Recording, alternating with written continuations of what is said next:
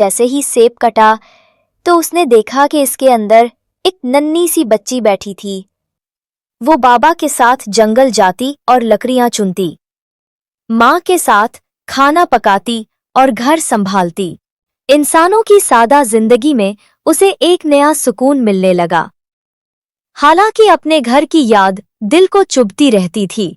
एक तूफानी रात में एक नौजवान जो शहजादा मालूम होता था झोपड़ी के पास आया और जोर जोर से दस्तक दी।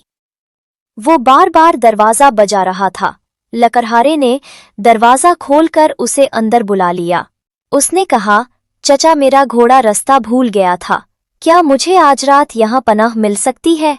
लकड़हारे ने इजाजत देकर उसकी मेहमान नवाजी का फैसला किया। इजाबेला उसके लिए खाना लेकर आई और पहली नजर में ही हेनरी उसकी खूबसूरती, उसकी आंखों में चमकती हुई उदासी और वकार से उसके प्यार में पड़ गया। अगले दिन जब वापसी का वक्त हुआ तो इसने लकड़हारे से इजाबेला का हाथ मांगा, लेकिन लकड़हारे ने उदास होते हुए कहा, बेटा, तुम भले घर के मालूम होते हो, लेकिन वो परिस्तान की शहजादी है और ये फैसला मेरा नहीं, इजाबेला का है।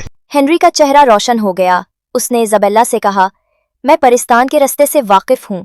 मेरी दादी ने मुझे इस रास्ते का नक्शा दिया था। मैं तुम्हें वहां वापस ले जा सकता हूँ।